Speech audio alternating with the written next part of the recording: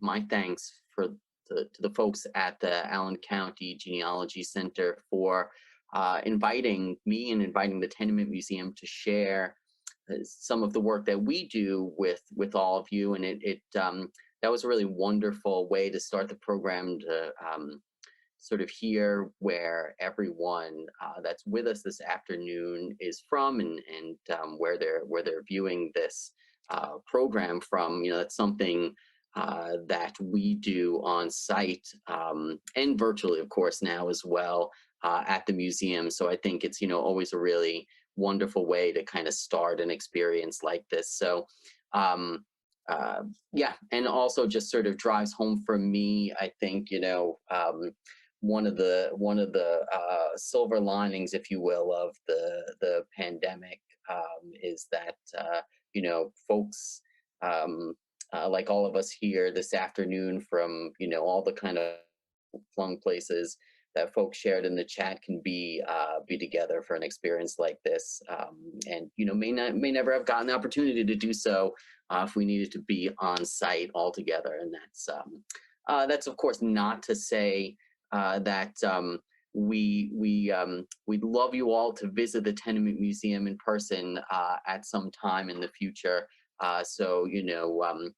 Consider this both a sort of introduction to the museum in that sense, and an introduction, I think, to the many virtual experiences that we have that really sort of tie into what I'll share with you all this afternoon, and really kind of broaden out the sort of set of stories, I think, and the general sort of perspective that I'll share with you all today. So what I want to share this afternoon, is kind of a version of a program that we do that really looks at how the museum has used, continues to use, the work of family historians, or genealogists. I like to say I'm trained as a historian myself, and I think have really enjoyed a lot of the work over the 17 plus years I've been with the museum, learning about the family histories of all of the many residents who called the two tenements, again, at 97 Orchard and at 103 Orchard. That really kind of is the heart of the work that we do. So, as was said, we're a history museum located in New York City on Manhattan's Lower East Side. And we really explore the stories of kind of American identity writ large. And so, yes, many of those stories explore the life histories of white European immigrant families, but also we've begun to really broaden that lens out, and I'm happy to talk about that in the Q&A some more, where we currently also, as I'll I think, gesture to tell the story, for example, of a Puerto Rican migrant family in the 1960s and 70s, a Chinese immigrant family in that same period, and really begun, I think, to do some important work for us and for the city and the country writ large in exploring Black or African American history in the neighborhood for the first time. So. This also, to sort of set the stage a little bit as well, I'm going to be using the kind of the Prezi presentation sort of format. It's a little bit different than kind of the PowerPoint slides, a little less sort of linear, so there'll be a little zooming in, allows us to take, I think, a closer look at some of these sort of documents and images and so forth. But really what we're going to be kind of doing, I think, is really looking at the stories of two families who called one of the museum's tenement buildings home. Tell a little more about that tenement in just a moment as well. But I think these stories are really interesting because we've learned about these families in the same way that any one of us would probably begin to approach learning about our own family histories.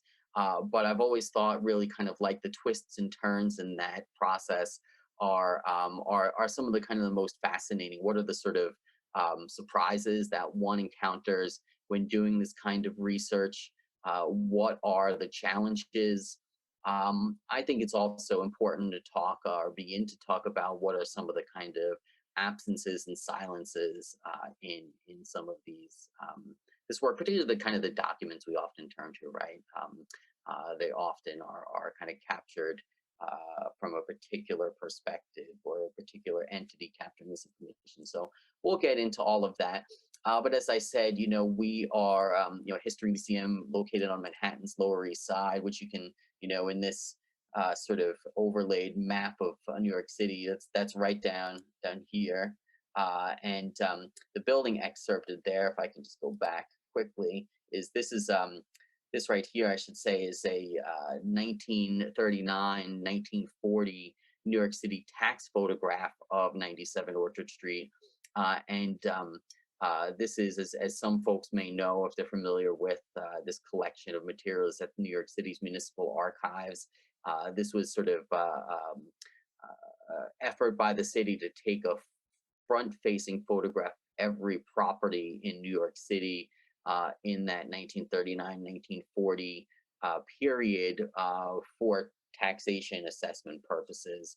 And this was done by the Department of Finance. And so, we'll kind of delve into really the history of that building quite a bit today. But, the other building that was mentioned is the one on the right. We're on the same block of Orchard Street. You can actually see that here. This is this 103 Orchard building and the 97 Orchard building kind of to the left right there. That's a sort of magenta or rose. I don't know. It's a difficult color to describe, but whereas I was saying kind of really located in these twin tenement buildings here, the stories we'll delve into this afternoon are really focused on the building on the left, 97 Orchard.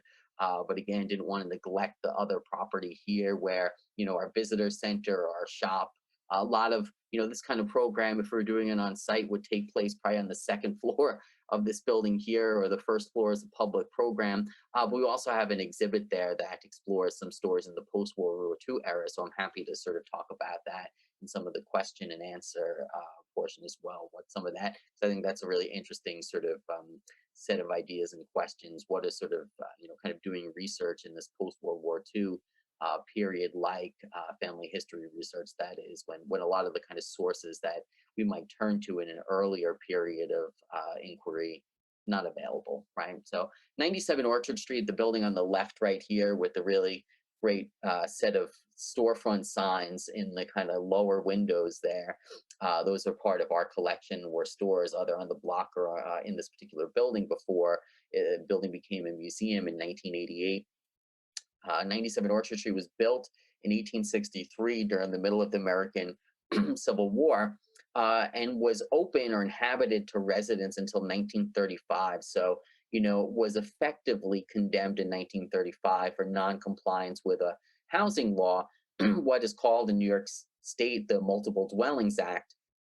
Among the things that required was some fireproofing of the interior public spaces, excuse me, the hallways, the stairs, etc.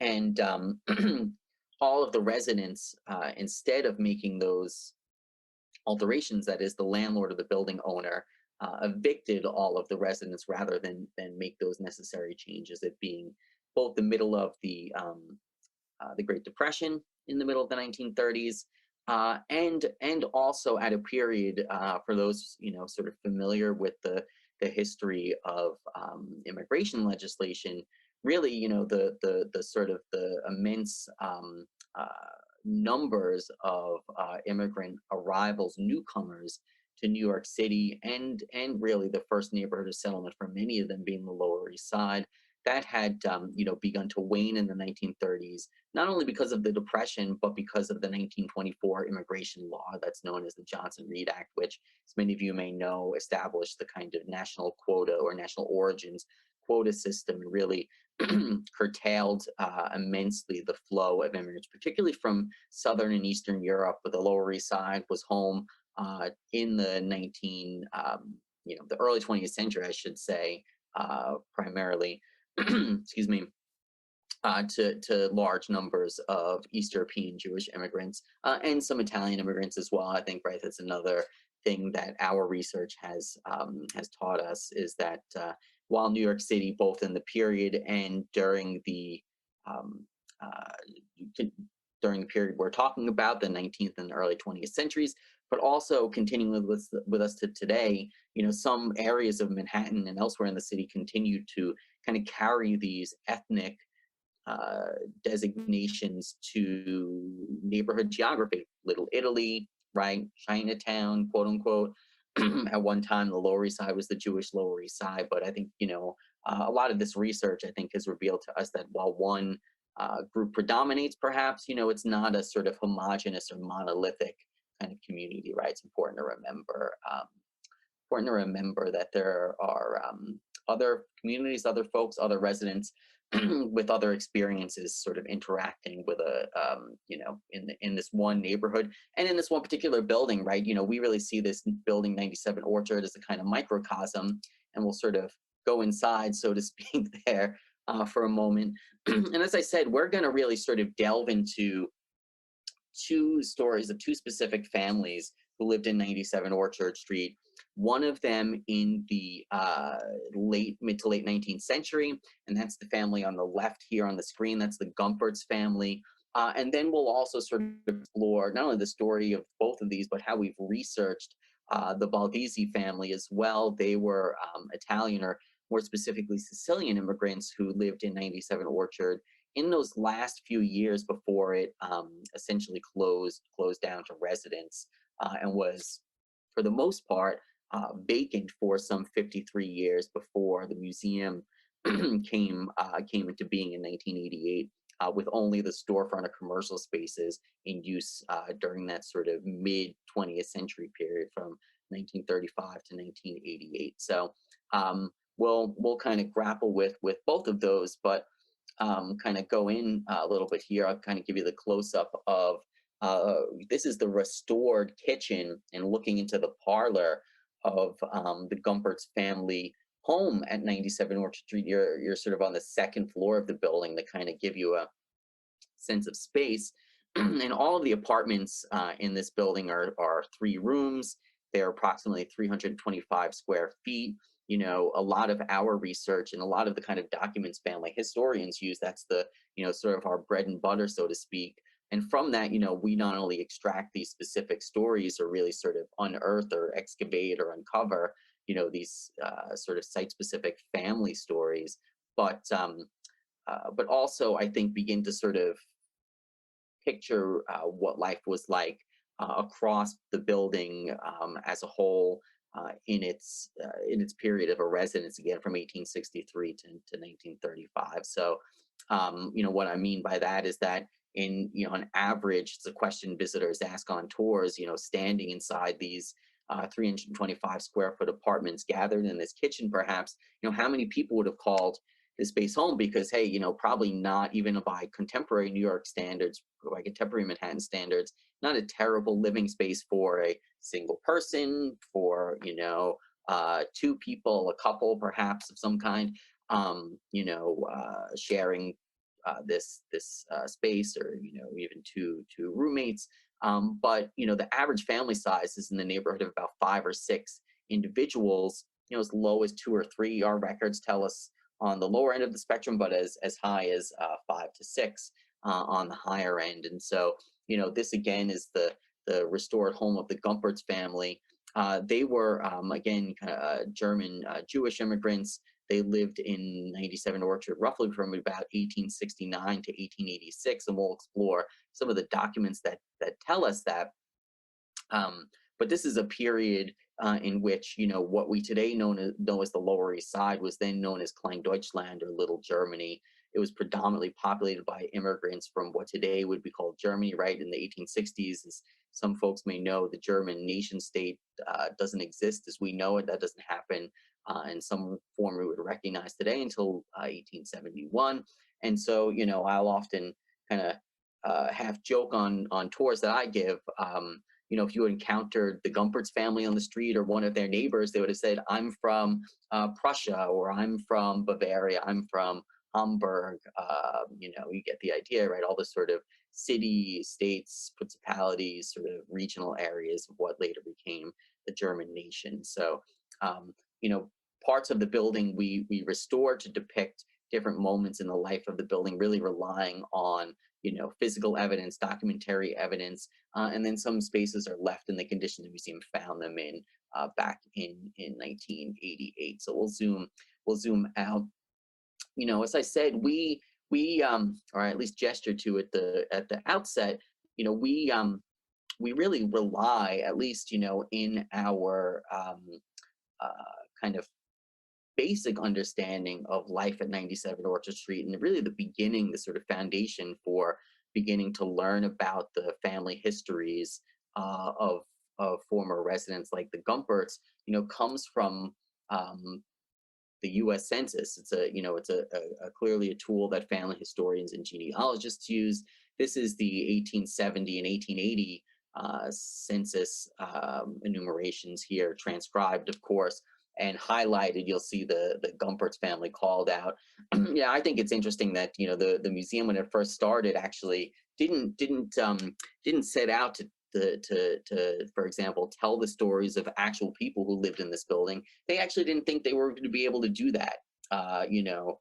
This sort of work, or this kind of research, was young enough, I think, as a practice, as a pursuit, as a profession, as a hobby, that they didn't think that the records were available to allow them to do so.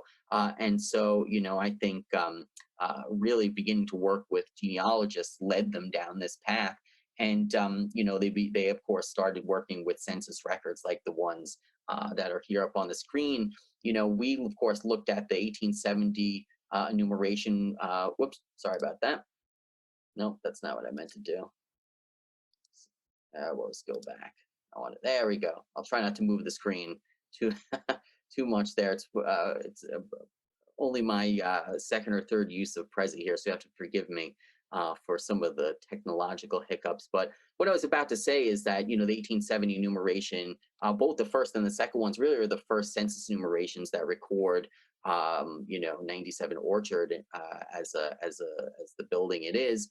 And, of course, what they found there was the Gumperts family, Julius Gumperts, the father, his wife, Natalie, their daughter Rosa, and the other daughter Nanny. You can see there, or Natalie in some other documents as she's as listed. You'll see Julius is listed as shoemaker. They're from Prussia. But if you take a quick look over at the bottom of the 1880 census page, what do you see? Not only do the Gumperts have another daughter, Olga, she's listed here, but often went by Olga. I'm sure folks who have worked with census records, right, know the challenge of enumerators misspelling names, or kind of misunderstanding when language perhaps was a barrier. But Julius is missing, right? And this, interestingly, I think raised this question immediately for the museum. What happened to Julius? Did he pass? Could we look in death records?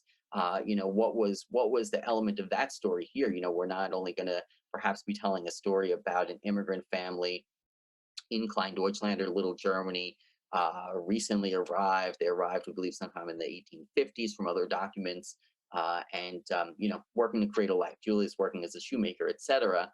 And according to the story that's been sort of passed down in the kind of the museum history, that is that the museum was working with a professional genealogist at the time, whose name was Marcia Dennis.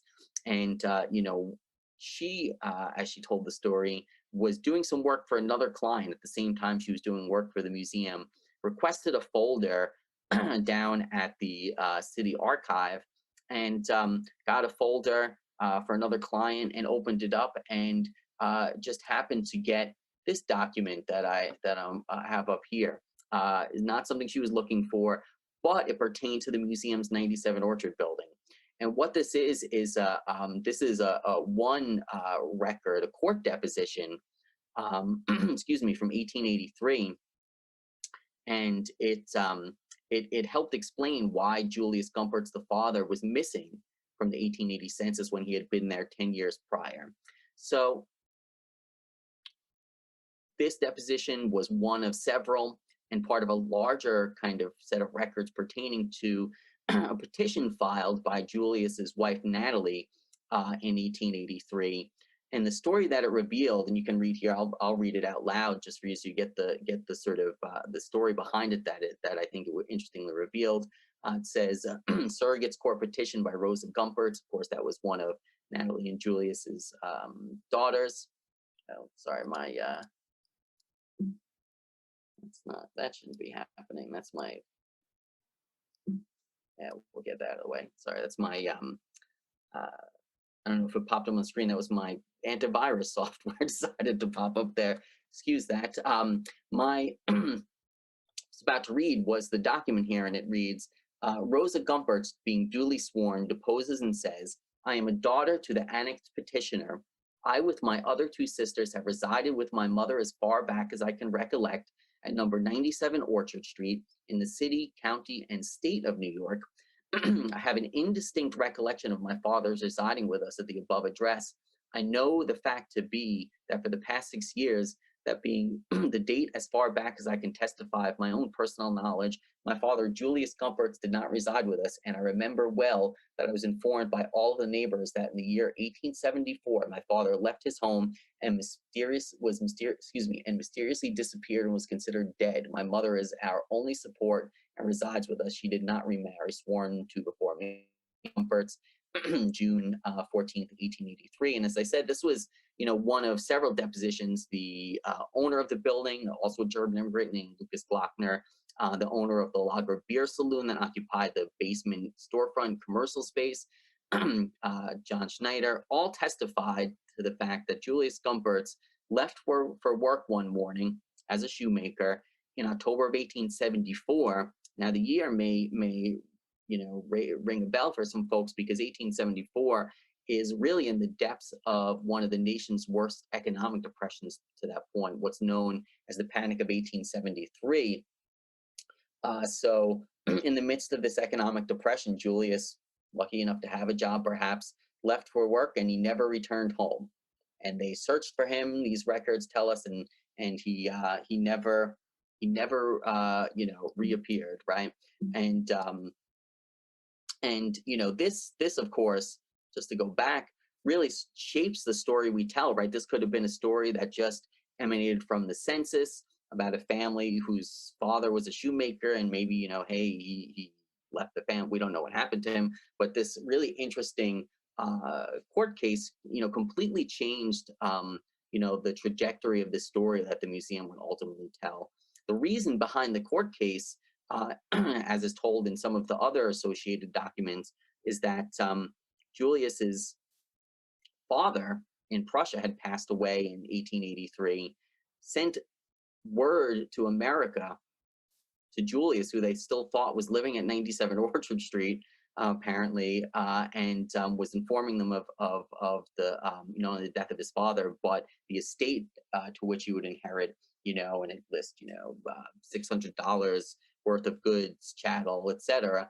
And so, really the court case emanates out of his wife Natalie Gumpertz's efforts to petition the court to become the administrator of that estate because her husband disappeared, and she doesn't know what happened to him. He's presumed dead, at least by that point. She should be the one who decides what happens with that inheritance, and that it should go to her and her daughters, essentially, right? One of the other documents, if things weren't, sort of shaping the story again, another sort of element, if the disappearance of the husband father in 1874 were not difficult enough for Natalie and her children and her daughters, in this case, they had a son, Isaac Gumpertz, who passed as an infant in 1875. Not just shy, probably about a year of Julius's disappearance. He was only 1 year and 8 months old, so quite young. So kind of another difficult moment for the family. And so again, really, this is all to sort of take you along this journey. I think that the museum experienced in some way, which is that kind of serendipity and surprise, and really one document can completely change, your understanding of your family history, our understanding of a family's history at 97 Orchard, and the story we tell to this family. We, of course, used a lot of these documents to trace descendants living up to the present day, and they were able to share with us this photograph, which is Natalie Gumpertz in 1890. this is the oldest known photograph in the family. They have some photos of the daughters as adults and so on. But we show this photo on tours. This is a woman whose husband disappears, who lost a child, which of course was not uncommon, but ended up employing herself as a dressmaker to support her family, paying to have the studio portrait done. Ultimately using that inheritance to leave 97 Orchard Street to move to Yorkville, which was an area where a lot of German immigrants who were leaving the Lower East Side in the mid to late 1880s were resettling. So, this is really kind of a key thing for us. Unfortunately, Natalie passes away about 4 years after this photo was taken. Her daughters, of course, marry, have their own children. It's their descendants of whom we're in touch with. And so, if you had come on to the museum, you had taken this tour, you had taken this virtual program. We weren't really doing virtual programs, I should say, in the period, say before 2010. So you would have had to have heard this on site or in a, maybe in a presentation of some sort in person. But I raised that just because we really told this story in a way where we didn't know what happened to Julius, right? And we actually kind of went through uh, a sort of open-ended kind of set of inquiry on the tour with our visitors, saying, what do you think might have happened to Julius, right? Could he have been like run over by a streetcar on his way home or on his way to work or on his way home? Or could he have been, assaulted and murdered? Who knows, right? Could he have just abandoned the family? We didn't know. And so, up to that point, that's the way the story sort of told, with this kind of unanswered question of what actually happened to him. And it was in 2009, 2010 that I was contacted by a professional genealogist who had come on the tour. And, as I was saying earlier, a lot of this research that I've described to date took place in the early 1990s, right? When a lot of the resources we use for this kind of research didn't exist, at least in digital form, and at least where you could do really like a national search very easily, plug somebody's name into a massive, vast national and international database of records. And so, this genealogist took it upon herself to after the tour say, I think I could find out what happened to Julius. She called me up, and it turns out she had discovered what happened to him. And yeah, that's the document I wanted. Sorry about that. And turns out here he is, recorded this is in the highlighted section right there, in the 1900 U.S. Census, not in New York City, but in Cincinnati, Ohio. By 1900, he was living in a Jewish home for the aged. It's that's the actual name of the place. So, sort of what we would call a assisted living facility today, a senior home, what have you. And he appears to have spent the last about 25 20 years of his life there. He died in the 1920s, also in the Jewish old age home. He's interred in a nearby Jewish cemetery in Cincinnati. Some other records indicate he was there earlier, by the 1890s, working as a peddler. But this answered that question: what happened to Julius? He really did abandon his family and went to Cincinnati, Ohio, which had as many folks may know, a really large German immigrant community. What brought him there, of course, we don't know. That remains an unanswered question, I think. But at least it sort of solved a part of that mystery. Who knows? Maybe if we're doing this again on the tour, and of course virtually over time. Maybe we'll learn more about this in the future. But he doesn't seem to have remarried. And I think what's really interesting is that uh, the descendants were not particularly enthused to hear that we had found documentation that that their ancestor had really abandoned his wife and children in the midst of an economic depression in the 1870s. As terrible as that is, we assured them that this was not uncommon, unfortunate, but not uncommon. And many men, particularly in immigrant communities and elsewhere, of course, left their families and struck out in this case went westward, right? So, again, this is all kind of not only a story about an immigrant family, German Jewish immigrants at 97 Orchard Street, the Lower East Side in New York and in America in a kind of broader sense in the mid to late 19th century, but a story of the kind of twists and turns of where some of this research can take you, particularly as new materials, new kinds of documents, new resources become available every day, and really kind of changes the picture of our own families, of course, but here of the sort of variety of stories that we're able to tell. Okay, so we'll go backwards again here. Um,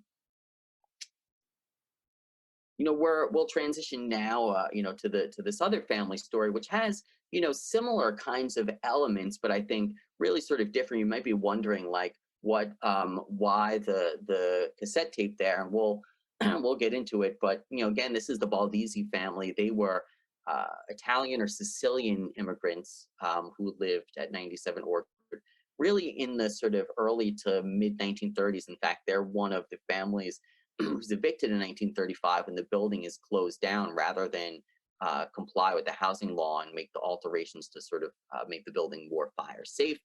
And so, they're really one of the last known families who call the building home, and certainly the only one whose story we tell to date that reaches up to that point in time. But let's go in there. So.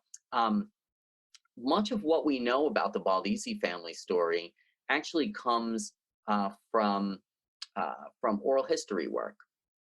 A lot of the kinds of records that we would normally turn to learn about the Baldesi family aren't available, right? And that's not because they don't exist.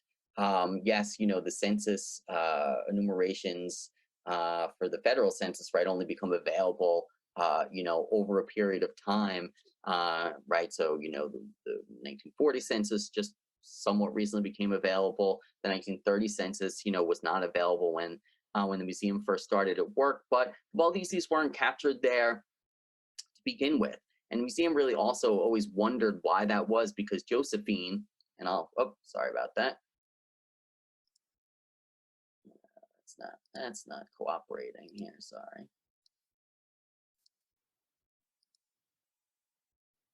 Let's go back a little bit further. Okay, there we go. That's better. They're close up there. Josephine Baldesi was one of two children that the parents, Adolfo and Rosaria, who had come from Palermo, Sicily, to New York City in the 1920s, had here in America. Josephine is right here, her younger brother Johnny on the right, and one of their neighbors' children named Vincent Bonifiglio is right here. That's Josephine holding Vincent.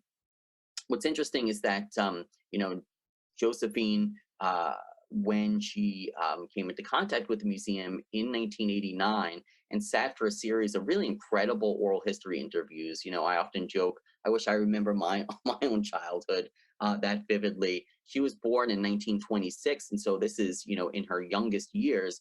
She told the museum, for example, that the family moved into the building in 1928, just when she was 2 years old. And why then were they not enumerated on the 1930 census? As you examined all these different oral histories and we returned to them over the years, she sat for probably, around 5 or 6 interviews over the course of several years between 1989 and 1993. Her memories were, as you might expect from somebody who was 2, 3, 4, 5 years old at the time, were a little fuzzy. In some cases, she remembered moving in 1928 when she was 2, and other times she remembered moving in when she was, when she was going into first grade, so 5 or 6 years old, which was, much later date in the, 1932 or so, when obviously the census enumeration would have missed them. Interestingly, I often kind of joke today that it's surprising how successful the museum was in this very early period in locating, contacting, interviewing individuals like Josephine, who had grown up at 97 Orchard Street as children in the 19 teens, 20s, or 30s. Like before the internet existed, how did you find anybody, right? And the museum, I think was really strategic about that. They placed advertisements, articles about the museum in national newspapers, of course, like the New York Times, but also, they knew they were looking for people who by that point in time might have been, retired or, defined as senior citizens. And so, interestingly, I think they put, articles and advertisements and so forth in AARP magazine and Modern Majority magazine at the time, saying they were doing this work, starting this museum and looking for people who call this building home. And so Josephine was located in that way. I hope I can zoom. Yeah, this is Josephine right here. As this is in 1992 with her husband, and this is her own daughter Maria and some of the grandchildren and so on. And again, she shared all these vivid memories with the museum, some of which I'll share with you in just a moment. But this is really sort of in some ways, we talk about, of course, the fallibility of documentary evidence and the kind of twists and turns that those sort of searches can lead us on. Oral history is just as interesting and brings a whole new set of challenges. Memory is fallible. Nostalgia, 50 some odd years or more onward from the experience itself is potential issue.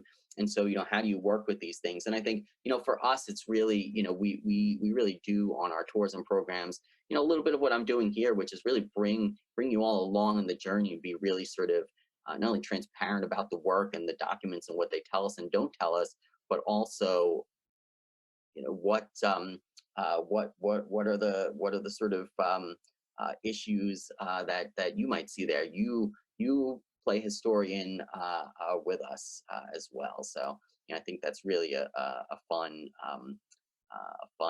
way to kind of use some of these things. So I'm going to play an excerpt from Josephine's oral history, kind of give you a kind of window into some of the kinds of memories she shared, and then talk about a little bit about how documentary evidence discovered at a later period really enriched our understanding of the family story. If it plays.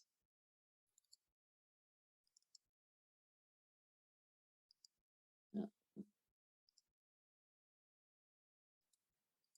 There we go.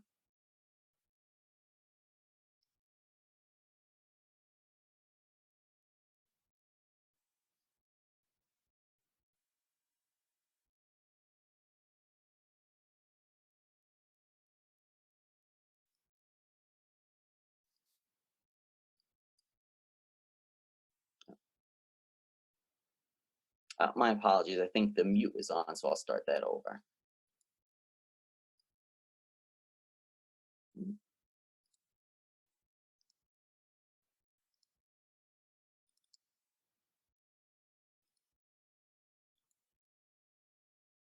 we go.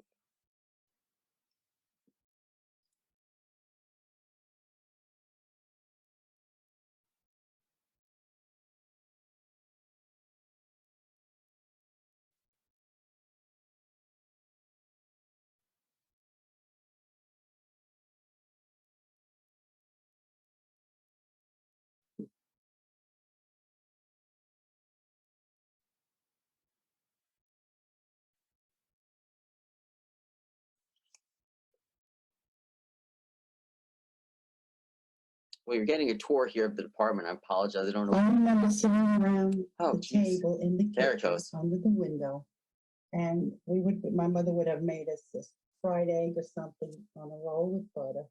And my father would put the ketchup on it, and that was a treat every Saturday. It had to be Saturday or Sunday. We would sit around and enjoy that roll with the butter. My mother would be moving around, always cooking, serving, doing things, busy as a bee, never sitting down. The sink is where we wash dishes, where we washed our bodies, and there was a little tub next to it, and maybe once a week, my mother would heat up the water and give us a bath, both of us, in one tub. Every morning, she would stand in front of the sink and strip to the waist and go like this, wash her, scrub herself. And, she was extra clean, my mother. So that was very important to her that we would be just as clean as she was. And in the kitchen, over the sink, is a shelf that has linnet starch, banami, and she used to have this pink soap and steel wool, I guess, to polish her pots because they called my mother Shine 'em Up Sadie. She loved to shine her pots. And the banana used to go on the windows. It became so dusty all over. It got double work. And the linnet starch, I remember linnet starch because it cut my neck and my brother's neck the way my mother used to starch our clothes, the shirts and the dresses and her house dresses. Everything. Linens were starched, stiff, they stood up by themselves. In the kitchen at the table, when we weren't eating, we used to play games. My father would play cards with us, checkers and Chinese checkers, and he would write things down, draw pictures and things, and we had to figure them out. And that was another way we passed our time. And he always made sure that we had things to do. And he taught us how to play all the card games, rummy, and things like that. The shelf above the sink, the first shelf, has a gas meter. And if I remember right, they used to have to put a quarter in there to get the gas and heat the water. Italian music, the radio always playing. Italian music, Italian soap operas, and my mother crying all the time. She used to, miss her family. She left her whole family in Italy, came here as a young girl, and she never saw them again for many, many years later. She never saw her mother or her father again.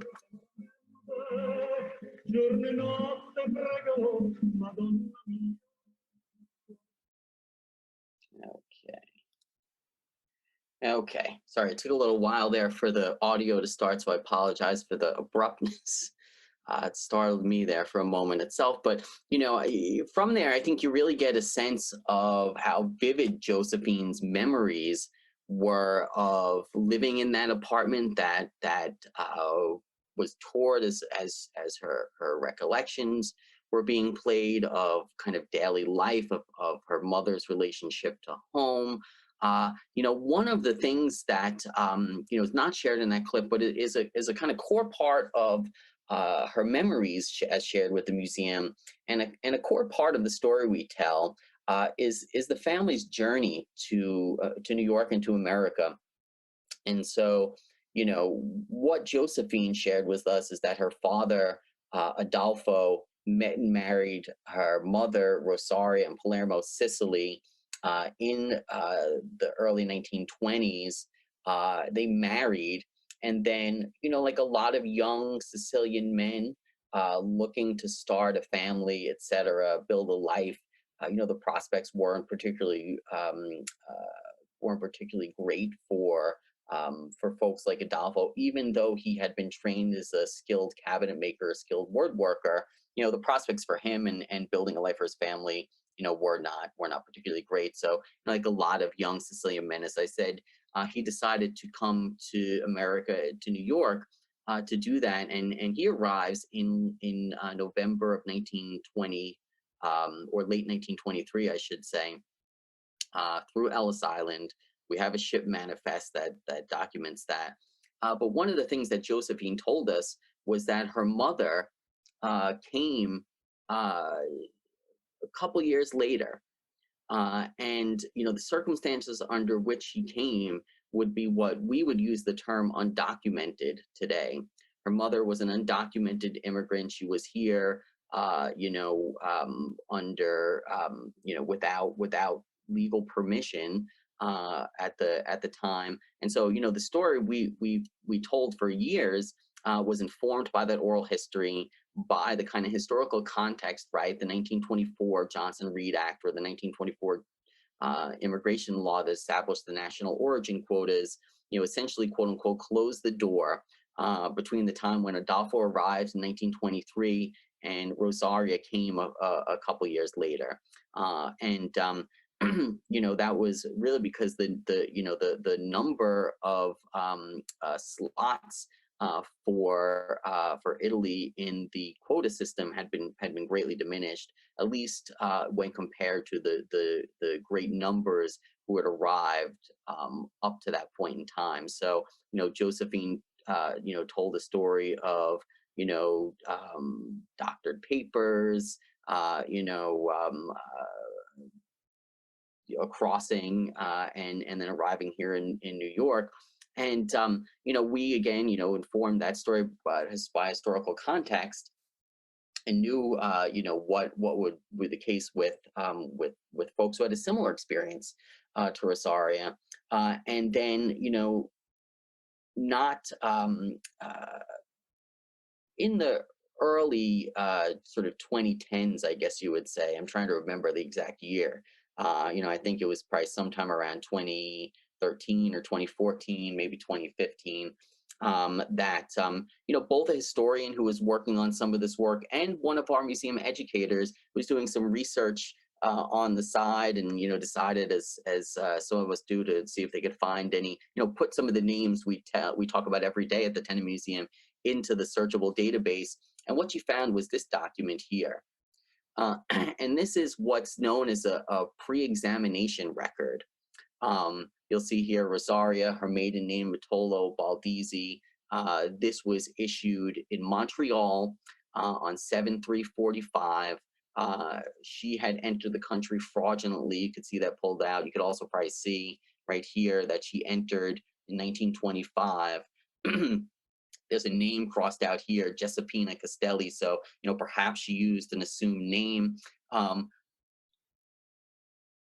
It appears that Josephine's memories were at least the memories told to her, probably because she was a child, that her mother had arrived as what we call an undocumented immigrant today, that she lived in New York and in America for about 20 years as such. And what happened in the 1930s and 1940s, according to historians like May Nye, historian of immigration, who's also a Tenement Museum board member, she's really looked at this in her book Impossible Subjects at great length. One of the few historians who have is that there were large numbers of undocumented immigrants, Italian immigrants, East European Jewish immigrants living in this country in the 1930s and 1940s, had been here for many years, had established families, had established lives, had jobs, were contributing members to society. And so, the Department of Labor was the federal agency that had jurisdiction over immigration at the time, and they, used, essentially what was kind of a loophole in existing law to allow undocumented immigrants like Rosaria living in the United States at the time to obtain permission to leave the country temporarily to go to Canada, most often, and then reobtain permission. This was all agreed to in advance. All the paperwork was, filled out, and both countries, agreed to this. It's in Rosaria's, immigration file at the National Archives, and I'm sure many others, and then obtain permission to come back into the country as a permanent resident. You'll see that kind of called out here. So, for those 20 years, Rosaria was not able, as Josephine said, to go back and visit her family in Palermo, Sicily, to become a naturalized citizen. Her husband had some 6 years earlier to this document, and to be able to participate in the full rights and responsibilities of American citizenship, for first and foremost the suffrage and voting. So I think it's it's another example of the sort of the twists and turns of a story, and really researching this kind of a story through various sort of means and methods, oral history, documents, and so forth, over the course of decades. We consistently return to these materials, um, hopefully with fresh eyes, and see new things. The discovery that they didn't move in 1928 is a relatively recent discovery, because we returned to those oral history records, put them alongside of each other really for the first time in many, many years, and I think saw new things in them and reevaluated our conclusions. And I think that's another really interesting sort of takeaway, at least for me. The last thing I'm gonna share is, it's at the bottom left here. It's an illustration of another kind of like oral history, I guess you might say. And this is a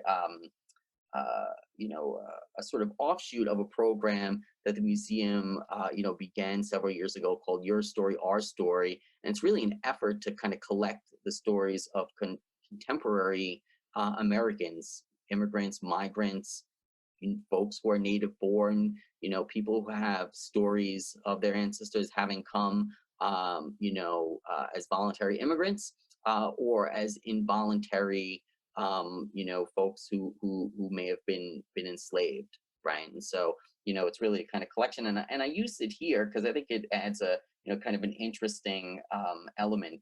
This is going to be Cora's story, somebody who contributed to this Your Story, Our Story, and we developed this interesting illustration out of it. And it really, for me, raises the question of what's possible when we can really document our stories and our family histories ourselves, and what do we leave to both our descendants in the future and future historians. So I'll play this, and then we will go. Okay, hopefully this doesn't. Someone said There we go. something to me a long time ago, and they said, no one will ever understand the pressures of being a child of immigrants and living up to the dreams that they have for you. They made it seem like it was a stressful thing, but to me, this infinite well of energy and inspiration. The idea that I am my parents' wildest dreams.